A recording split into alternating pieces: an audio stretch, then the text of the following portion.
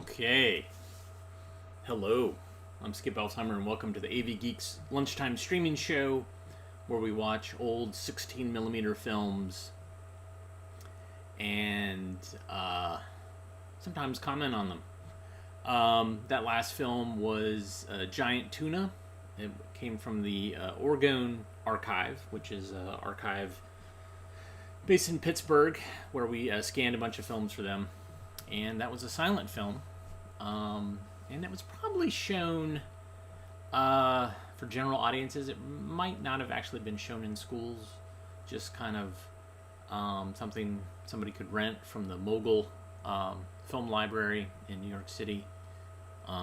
So, you know, it kind of predates the Outdoor Channel by 50 years or so. All right, so like I said, we watch old 16mm films. I actually have one set up that I had set up yesterday that I totally forgot about. This explains the difference between hot and cold.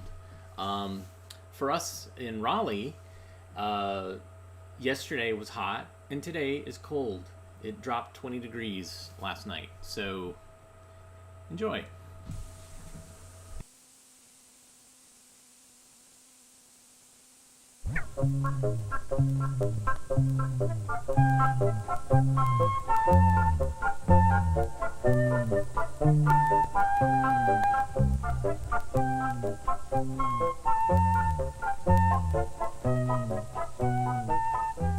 Ooh, that's hot.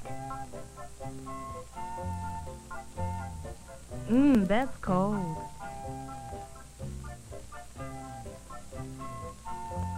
Boy, am I getting warm. Ah, that's nice and cool. Be careful. That water is boiling hot. There. Now that bolt is red hot. Here you are. This is ice cold. Hot. Cold. Warm. Cool. Boiling hot. Red hot. Ice cold. Well, now how do we decide when something is hot, or cold, or in between? Let's think about that. Here we are eating soup again. What tells us the soup is hot? Our tongue and our lips. How about this? Our face is warm. Sure, we feel the heat on our skin, or we feel the cool air on our skin. So our face is cool. And this one? Ooh, cold. Our fingers tell us the glass is cold. Okay, let's put it all together. Tongue and lips, face, fingers. Hey, we're talking about parts of our body. Hey, yeah. Right. Our body can tell us when things are hot, or cold, or warm, or cool. Our body can tell us the temperature of things. When you put your toes in the water, what is your body telling you? The temperature of the water. And what do you call something that tells you the temperature? A thermometer. Can we call the body a thermometer? Sure, Yeah, I don't know. Well, why not? We can say the body is a kind of thermometer that tells us something about temperature. But how reliable is it? Is it as reliable as most of the thermometers we know? Like this one in the house? Or this cooking thermometer in the meat?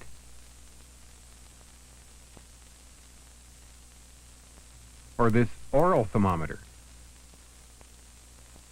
Or this outdoor thermometer? All of them are measuring devices for showing temperature.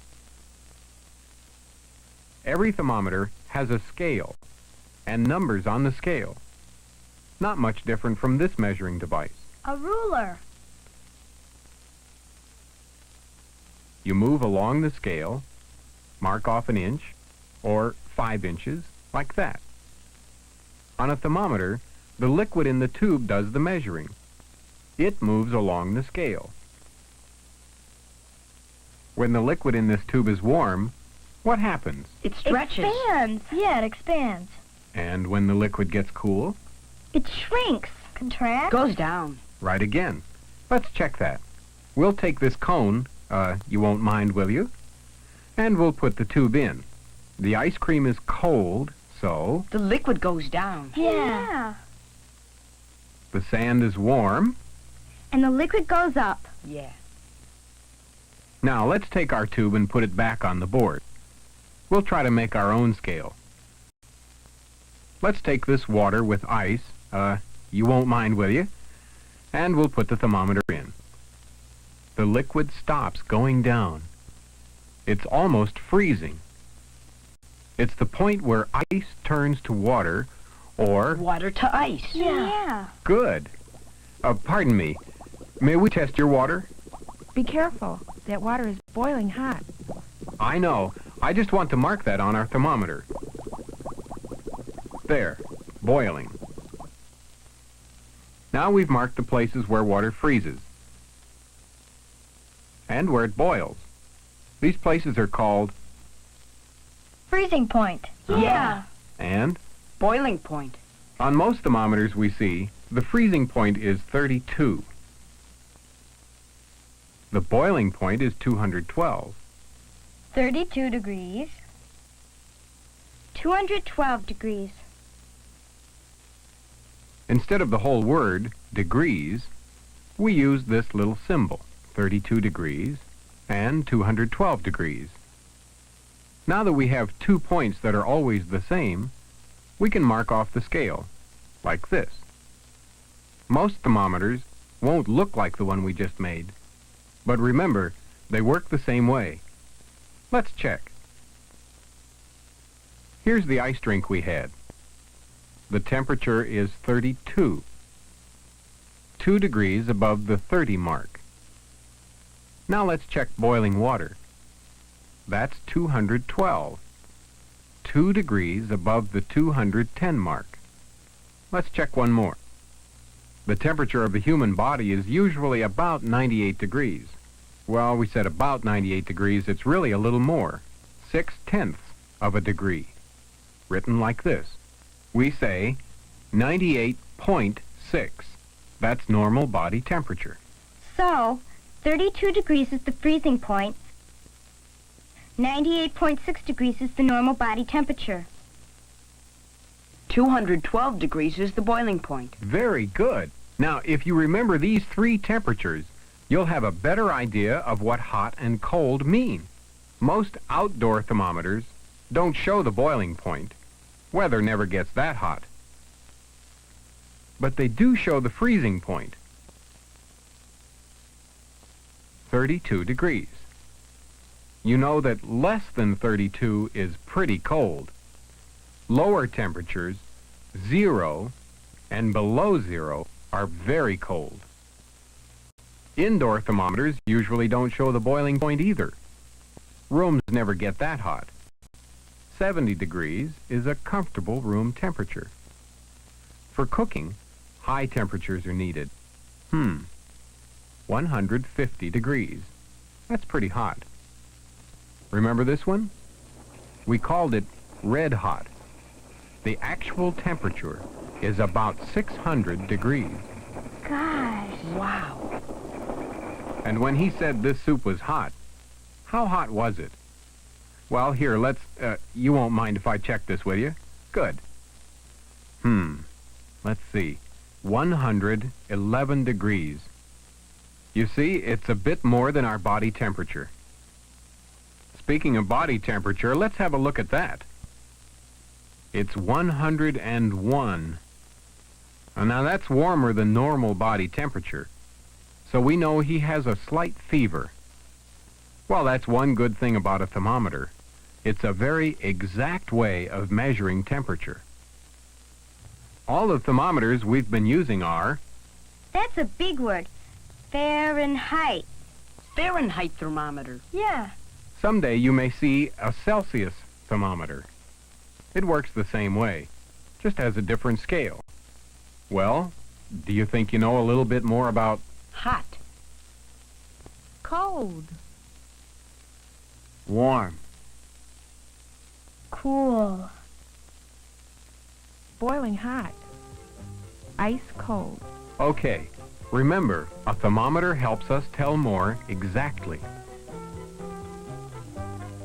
That looks cold. How cold?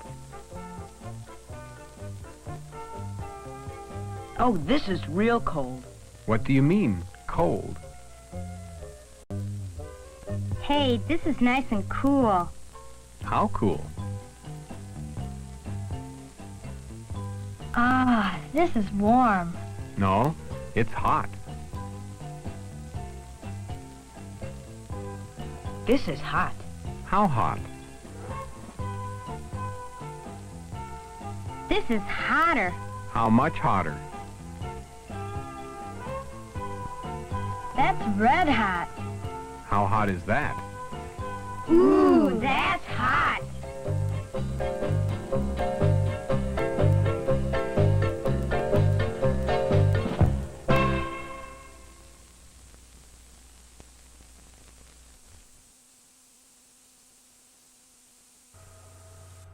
So we got some program notes here, and they're almost unreadable because there's like mold or like some sort of weird thing. Try to make out one of these. Draw pictures of the 4 seasons. Write a sentence describing what kind of temperature there might be in each picture. If a person's temperature is above 98.6 Fahrenheit, what does that mean? What is the boiling point on a Celsius thermometer? Freezing point? Explain how a thermometer works. How does a stove oven thermometer help people cook? So this is recommended use kindergarten, low primary, special education, in science. So there you go. That's what is in these notes sometimes. All right. It's time to learn about some girl that fell asleep.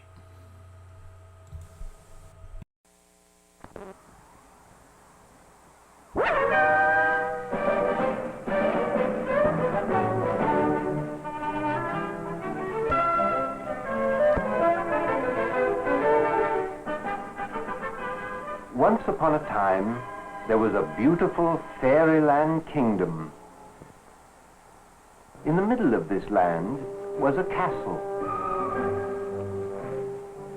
Sentries stood watch at its outermost wall.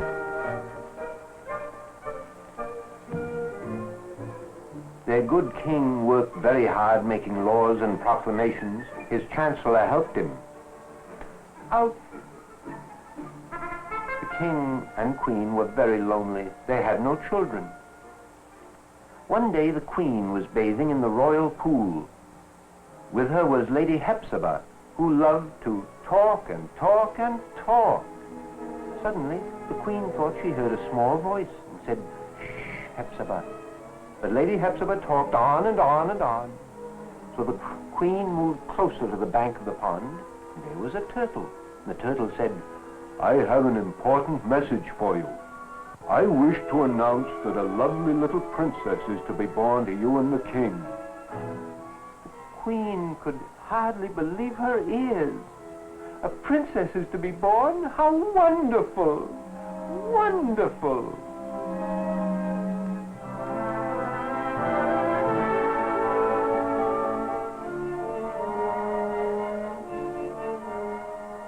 So they waited for the baby. Whoosh! And there was the new princess.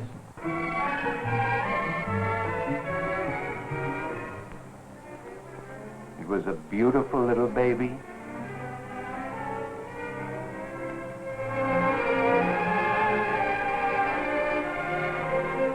Everyone was so excited and delighted, they decided to name her Briar Rose.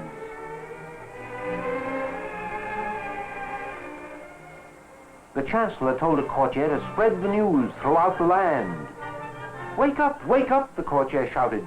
A princess has been born. The news spread like wildfire. People laughed, shouted, cried with joy. A princess has been born. A princess has been born. A princess has been born. Soon after, the court met because the king had an important announcement to make.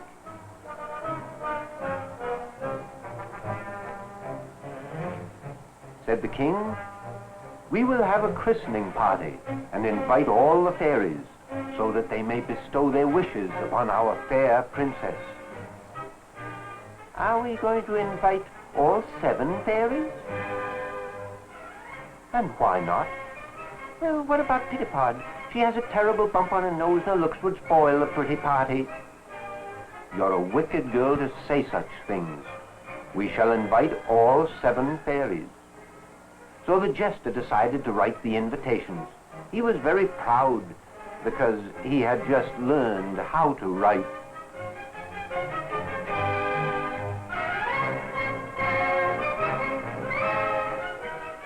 As soon as he had finished writing the invitations, he turned them over to the king, who gave them to Lady Hepzibah, who said she knew where the fairies lived.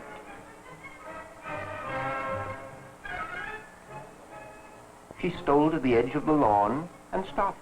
She didn't really know where the fairies lived. She held up one invitation. Whoosh! She tried again. Whoosh! And 2 more. Whoosh! And now she had 1 left. This must be the one for that ugly Pittipod. Hepzibah had a plan.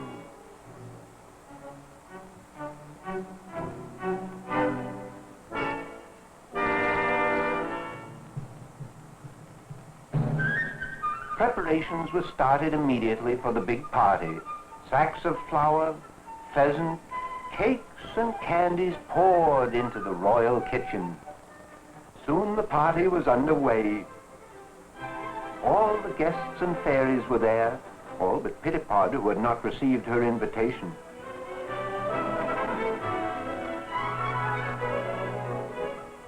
Poor Pittipod watched the gay party from high up in a nearby tree. Oh, everybody was having such fun, chattering and laughing.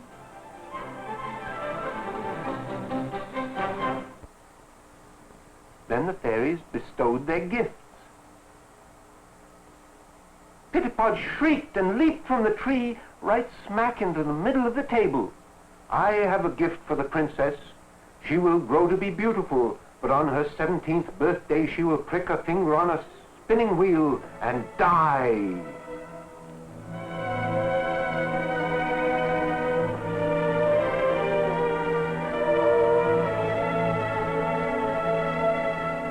The fairies had a hurried meeting, and then one of them stepped forward to the king. She said the princess would not die, but she and the whole kingdom would sleep for 100 years. Sleep for 100 years. The king gave the chancellor orders to have all spinning wheels destroyed.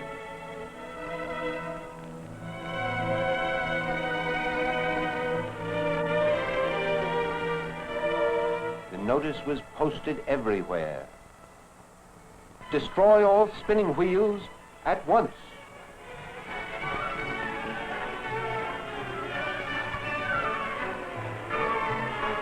Before long, all the spinning wheels had been carted away.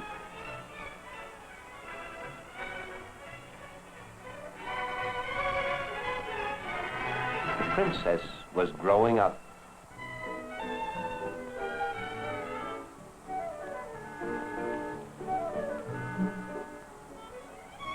And she was very beautiful. On her 17th birthday, a small party was held, and the cook baked a special cake 3 layers high.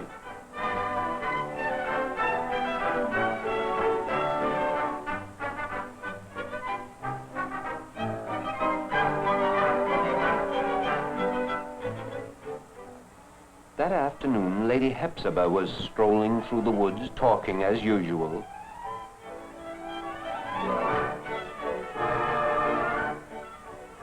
Suddenly, she stopped. There was a little old lady with a spinning wheel. Hepzibah didn't know the old lady was Pitapat in disguise. She was so pleased to see a spinning wheel after so many years, she forgot what disaster it might cause, and she hurried off to tell everyone. "There's a spinning wheel in the woods," she shouted, and ran on and on. She blurted out the words in front of the princess. Oh, then she remembered.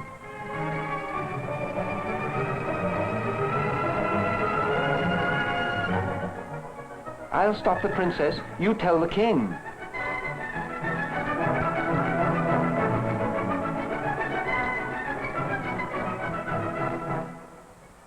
The princess got closer and closer to the woods.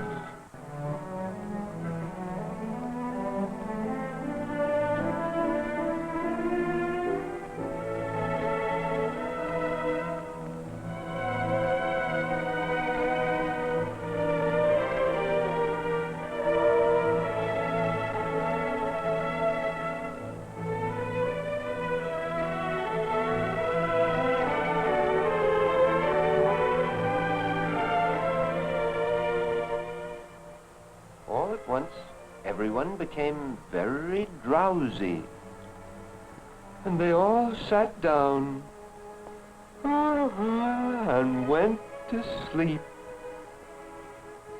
And they slept for 100 long years.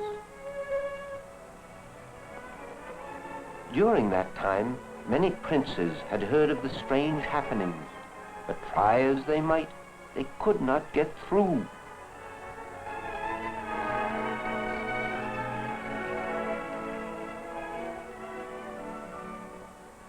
On the 100th year, still another prince tried. Strangely enough, the bushes and briars parted and let him through.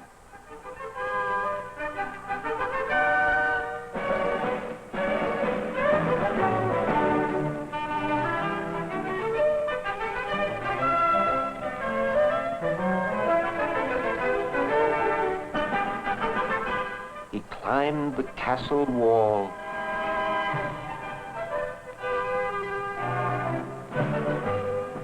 And saw the sleepers.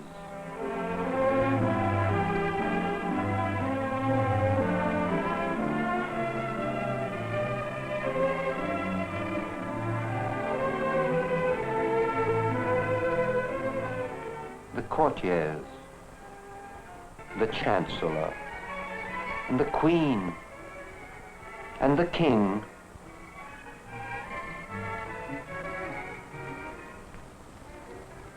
And the jester. Now, why would the jester point that way? Why would the jester point?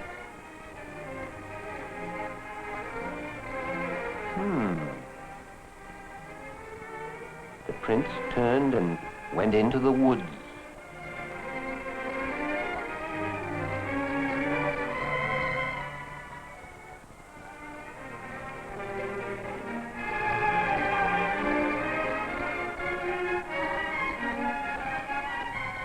And then he came upon Briar Rose, the sleeping beauty.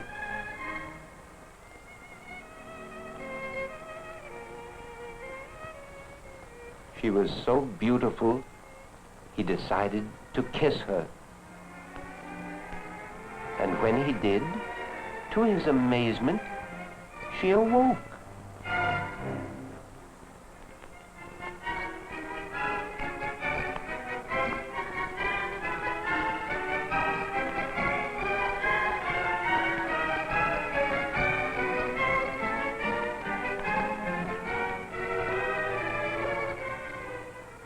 Now everyone had awakened, and they all gathered by the throne.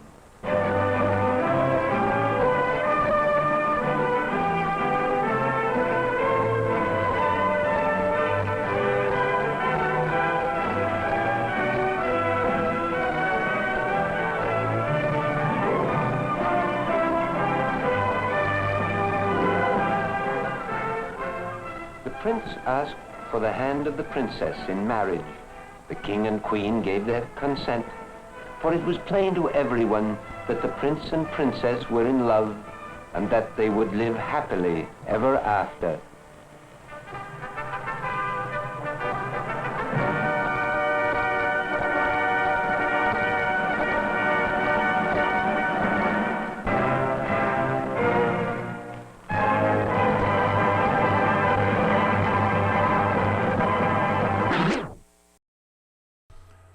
This is a fairy tale, but just let me say it's not appropriate to find sleeping women in the woods and kiss them without their consent.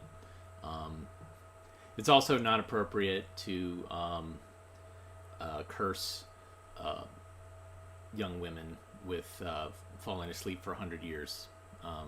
There's a lot of that's inappropriate about this, and most fairy tales are totally inappropriate. I mean, they're fairy tales. They're not real. So don't take too many life lessons. In fact, don't take any life lessons from fairy tales, because they don't always teach the right thing, even when it doesn't involve something like this. I mean, you think about Little Red Riding Hood, and the life lessons there. Yeah, don't think too hard about it. This next film is something that you can look to for life lessons. This is Danny's Dental Date. We love the alliteration. Enjoy.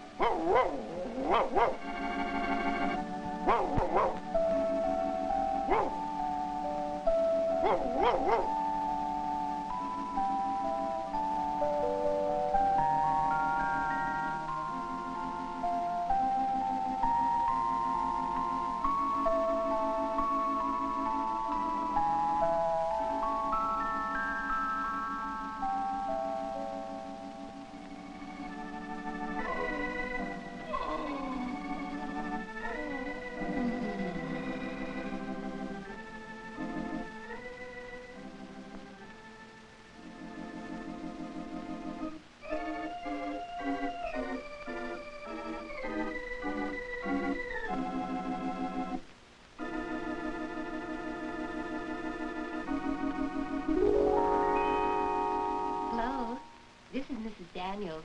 I'd like to make a dental appointment for Danny. At 10:30? Well, that's fine. I'll see that Danny is there on time.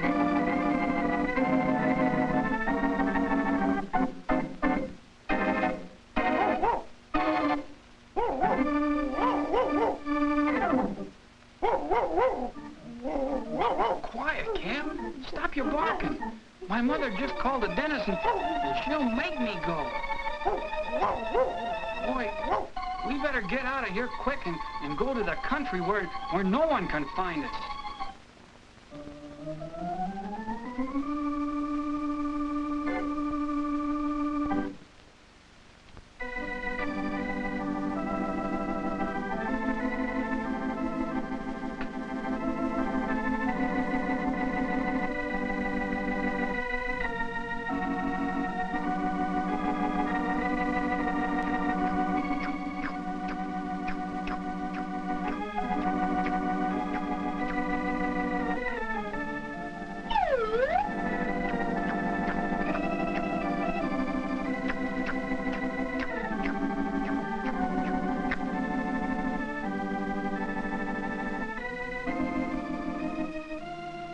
Always chewing on a stick, aren't you, Cap?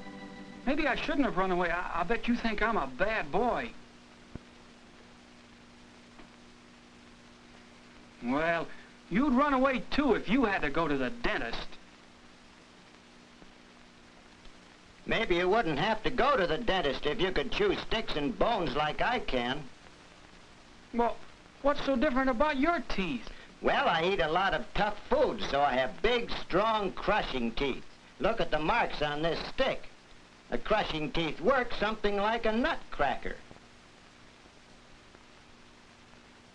You know, you have crushing teeth too, Danny. Yeah? I didn't know that. Which ones are they? Oh, they're back in your mouth a little ways. You have 8 altogether, 2 up above and 2 below on each side of your mouth. They're called bicuspids because they have 2 points. Well, if I have bicuspids, I guess I could eat bones, too, if I wanted to. Well, maybe not bones, but you should eat all kinds of food to exercise your different teeth. You have other kinds of teeth, Danny, besides bicuspids. That's right, Cap. Take me, for instance. Hey, who said that?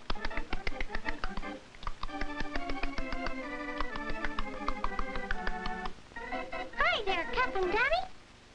Oh, hello, Bushy. What about your teeth? Where do you see the swell front teeth I've got? They're called incisors. Because I eat lots of roots and nuts, my incisors have to be sharp and thin-edged. See what I mean? You have incisor teeth too, Danny. Maybe they're not as big as mine, but they're right in the front of your mouth. Gosh, I guess I do have incisors. I've got 8 of them. 4 up above and 4 below. Yes, sir. Incisors are great teeth. And nobody has them any bigger than I have. Yep, I guess you're right, Bushy. Thanks for... Hey, where'd he go? Oh, Bushy is a busy little squirrel, and he has lots to do. Well, come on, Danny. Let's look for some other kinds of teeth. Okay, Cap. You go on ahead. I'm coming.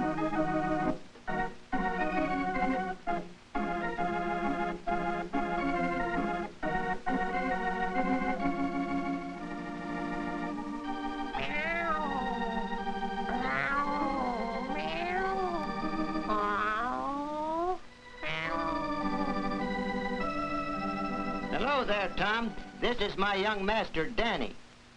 Hi, Tom. How are you? Hello, Danny. Hi, Cap. Danny is looking for different types of teeth. What types do you have? Well, I've got all kinds, but my canine teeth, they're wonderful. They're for holding and tearing my food. And they're called cuspids because they're pointed. Something like these tongs. You have cuspids too, Danny, but they're not as sharp and long as mine.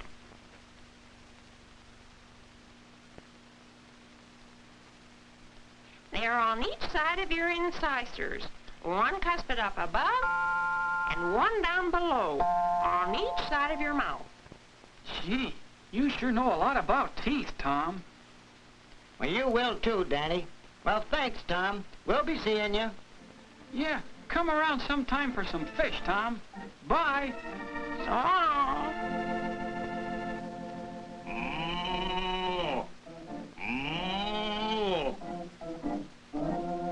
Hello there, Daisy. How's the alfalfa? Hello, Cap. Oh, the alfalfa's fine, just fine. This is Danny, my young master. Will you tell him something about your teeth? Why, sure, Cap. I'd be glad to. You see, Danny, I have very large and strong grinding teeth because I chew my hay and grass all day long. And, of course, I chew my cud, too. Grinding teeth work just like this. Get the idea? You've got grinding teeth, too, Danny. They're called molars, and they're way back in your mouth. There are 2 molars up above and 2 down below on each side of your mouth. You should eat tough foods like I do, Danny, so your molars will get a whole lot of exercise. Well, I guess I'd better be going. It's just about milking time, and I want to be in the barn when Farmer Jones comes to do the milking. Gee, I never knew you animals had all those different kinds of teeth, bicuspids and incisors and cuspids and molars.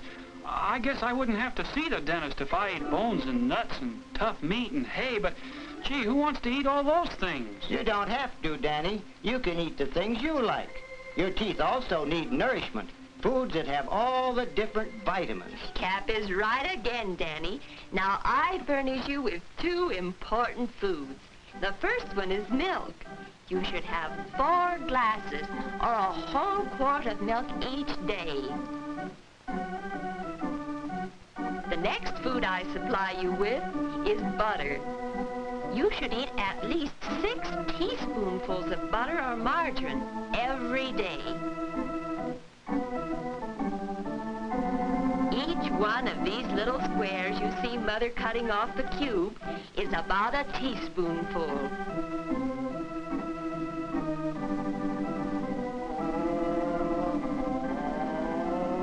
Don't forget me. I furnish another important food, Danny. Eggs. You should eat at least 1 egg each day, or 4 or 5 a week anyway. Yes, sir, Danny. Milk, butter, and eggs. Then you should eat 1 large serving of meat and cheese or fish every day.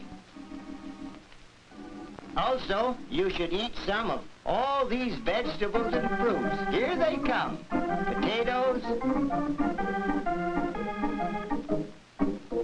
cauliflower, beets. Well, let's see how many of them you can name, Danny.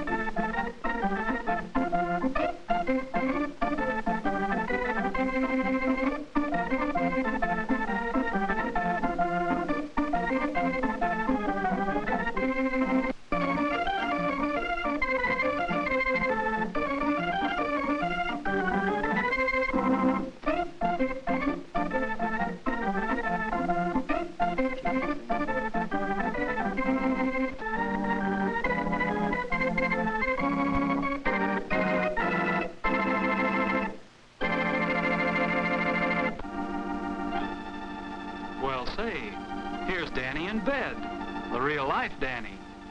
He must have been having a dream.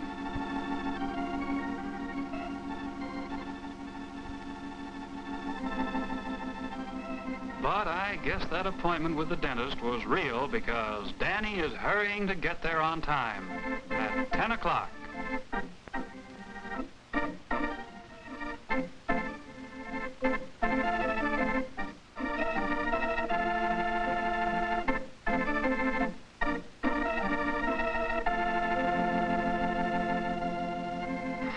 Don't worry, Cap. Danny will be through in just a few minutes. You just wait right there.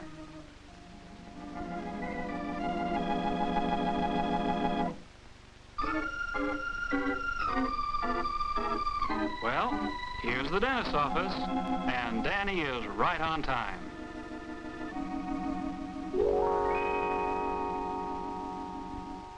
The dentist's assistant puts Danny in this special chair and puts a clean towel around him so he won't get his shirt dirty. Then she adjusts the headrest so he can lean back comfortably without getting too tired.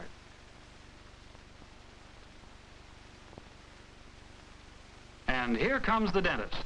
He's just washed his hands so they'll be nice and clean. Hello there, Danny. How are you?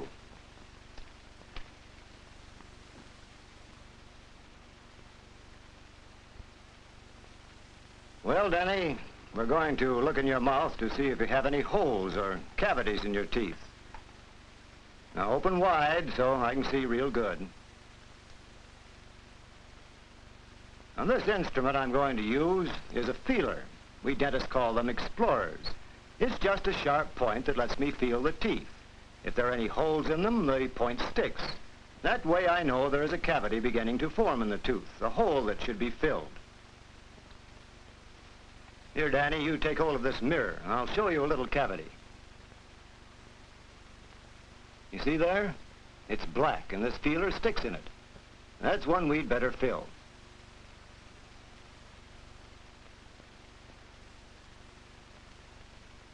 Well, now, in order to fill it, we have to grind out all the bad part of the tooth, all that black and decayed part. And we have little instruments that are called drills, but they're really grinders. And they grind out all of the bad part. Here, I'll show you how they work.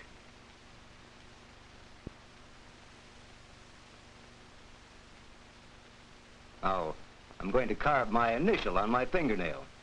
See? Now let's try it on your fingernail.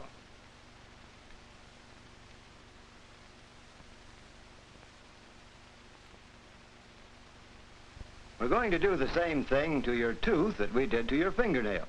This will grind out the decayed part. You'll feel it. Sometimes it jars and grinds, and sometimes it hurts a little bit, but not too bad.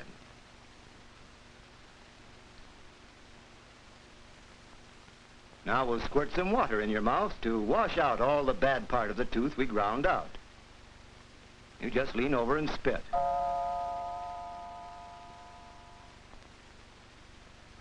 Say, you have a pretty good spitter, Danny. Now we'll dry out the hole in the tooth with little balls of cotton. We want to be sure it's nice and clean.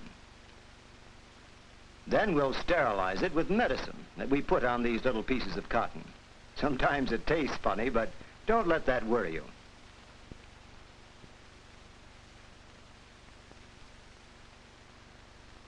Next, we take some small rolls of cotton and put them in your mouth. They fit under the tongue on one side and next to the cheek on the other. They keep the saliva from getting the tooth wet.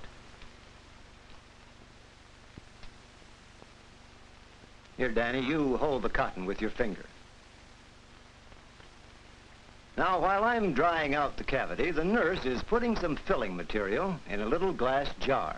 There's mercury and silver, and they mix together to form an amalgam that we will use to fill your tooth.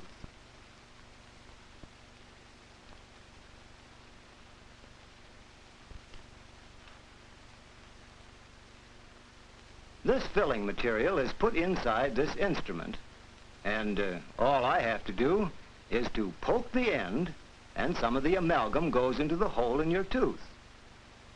Now I have to pack the material in. I have to push hard so the filling will fit real tight and won't come out. It will seal the cavity and make a whole tooth again. Sometimes we have to add filling material several times before the tooth is completely filled. And it all has to be pressed in real good, so you hold your head tight, Danny, so that I can press down hard. There, now we're almost through. With these little carving instruments, I'll shave away the extra filling material and make your tooth nice and smooth and comfortable. Be sure, though, not to chew on it for a couple of hours. Otherwise, you might break it, and we would have to do it all over again, which we don't want to do we? Now we'll wash out your mouth and give you a chance to spit out some of the excess filling material.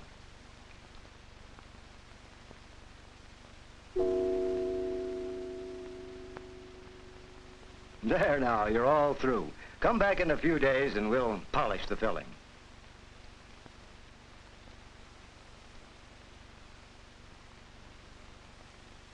Say, Danny, do you know how to brush your teeth? If you brush them real good, you won't have so many cavities. First thing you need is a toothbrush with bristles that are straight across, about 2 rows wide and 6 rows long. and a good husky handle that you can really get hold of. Now, when you brush your teeth, always brush toward the chewing surface, down on the uppers and up on the lowers. In brushing your teeth, start up on the gums, then brush down over the tooth surface with a rotary motion. Do it several times in one place. And then pull the brush forward and make sure you don't miss any spots. It's a good idea to do this in front of a mirror the first few times you try it. And when you get to the middle of your mouth, you'll have to change the toothbrush around. But always start up on the tooth, on the gums, and brush down over the tooth surface. Now you do the same thing on the inside of your mouth that you did on the outside. When you get to the curve or arch in the front of your mouth, just take the end of the brush and pull it forward. But remember to start up on the gum and bring it down toward the biting surface. If you always do this, the little particles of food up under your gums will be squeezed out and can be brushed away. In the lower mouth, do the same thing. Start down on the gums and brush up.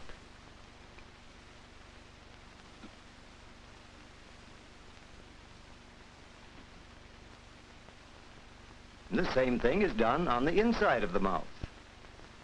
Again, in the inside of the front of the mouth, just the ends of the brush are pulled over the teeth, always starting down on the gums.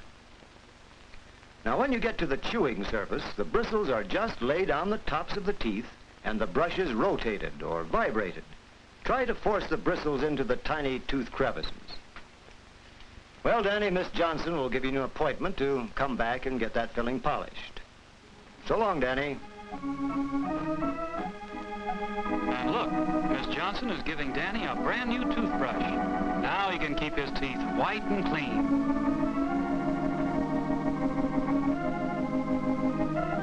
Well, Cap, you didn't have to wait so very long, did you?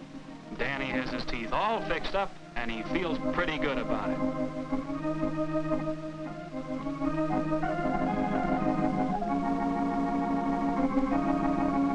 It really wasn't so bad, was it, Danny?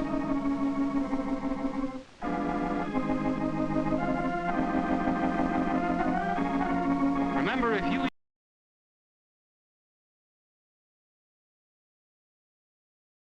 Then it just ends. We don't know what happens.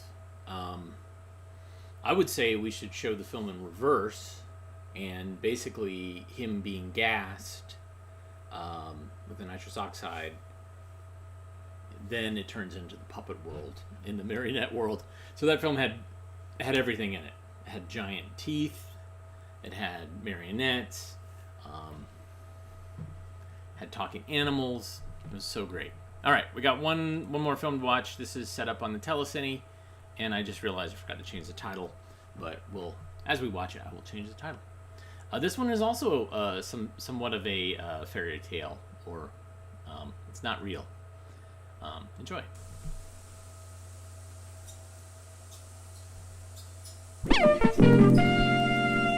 Hello there.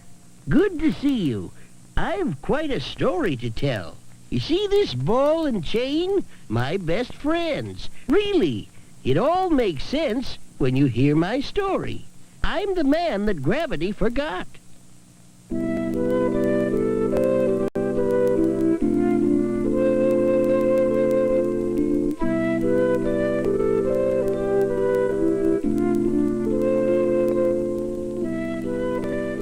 The stork that brought me to my mother and father knew something was funny about me right away.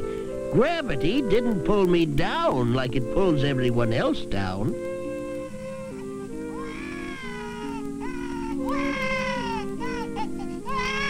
And when gravity forgets about you, you don't weigh anything at all.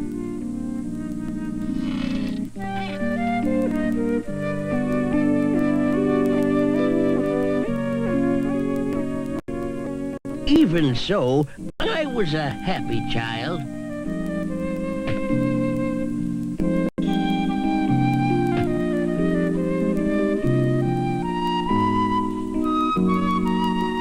My mother father was always afraid I'd fall and hurt myself. But it's gravity that makes you fall.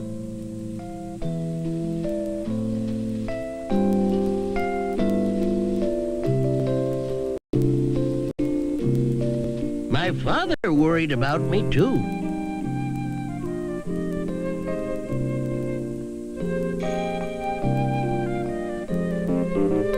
Son, all this floating around is too dangerous. Here, play on your horsey instead.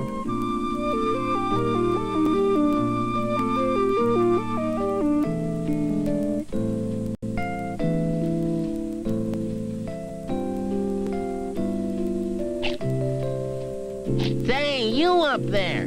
Throw us down an apple. Here you are. Thanks. I guess I must have surprised lots of folks.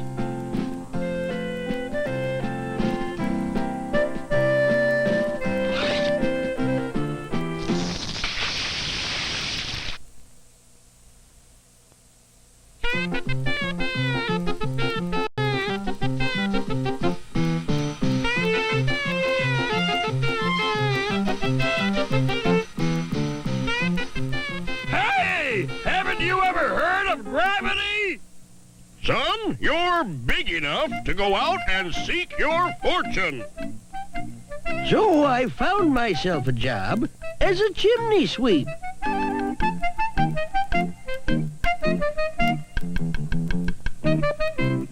I watched all the other chimney sweeps, and I knew I could do the job without a ladder.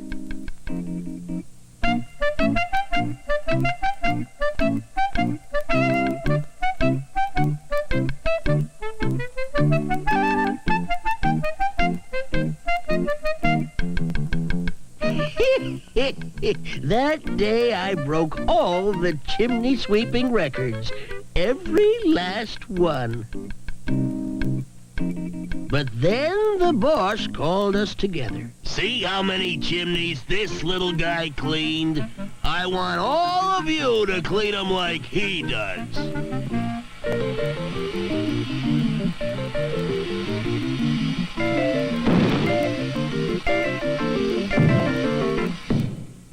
I got the feeling it was time to move on.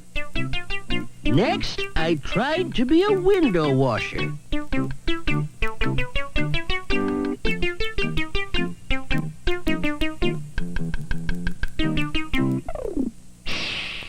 Finally, I tried to join the King's Army. They measured me, and they weighed me. But, you guessed it.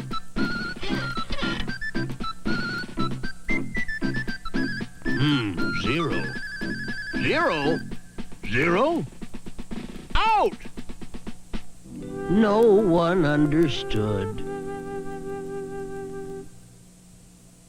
Then I saw the king. He would understand. I had to see him.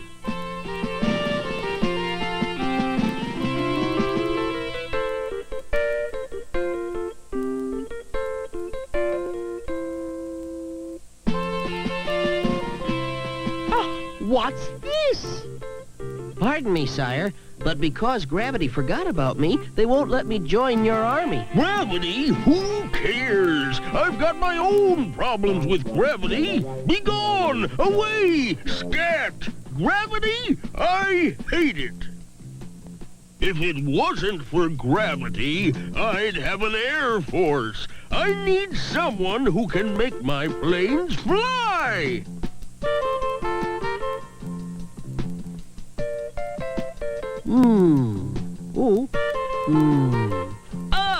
I've got it!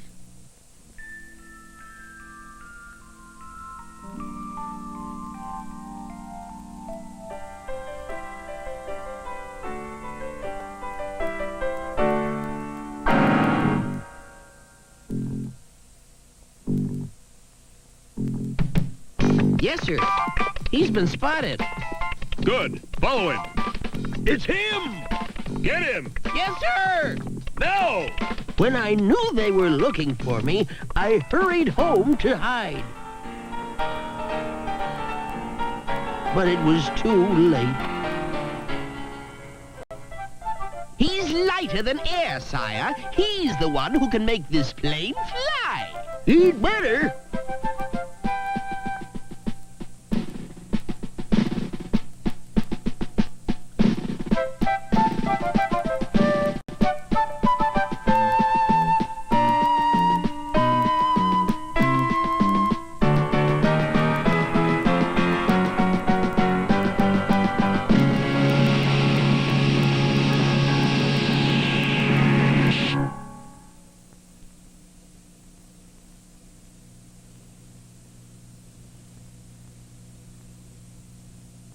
Rats!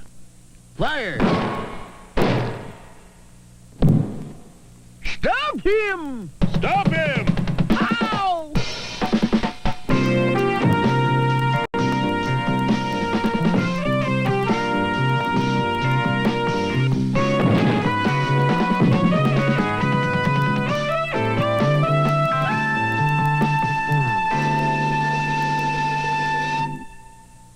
Being forgotten by gravity just seemed to cause me problems. Then they put a ball and chain on me, and it was wonderful. And when they set me free, they let me keep it. And so, my friends, always be happy that gravity remembers you.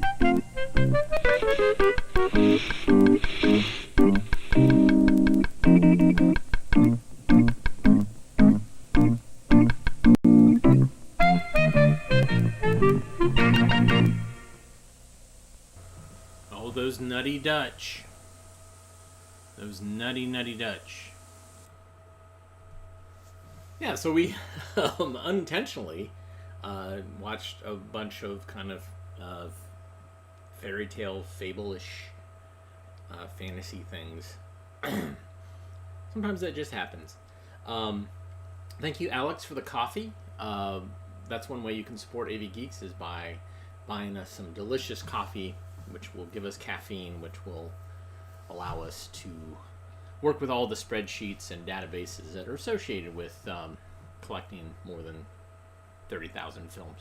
You can buy us coffee at ko-fi.coffee.com/avgeeks or buymeacoffee.com/avgeeks. You can also hit like and subscribe. Those are great ways to support us without buying us some sort of hot liquid beverage. Hitting the thumbs up or whatever, whatever you're watching this on, just saying thank you, saying, yeah, we like this. So we will be back again tomorrow. And, as always, we look inside the film can to see what it tells us, what advice, and it says, please rewind. And that's generally the case, except when you get a note inside one of the films that says, please do not rewind. Do not rewind. Notice. But, love each other, etc. We will see you tomorrow at 1 o'clock. Everybody have a great rest of your Tuesday. Enjoy.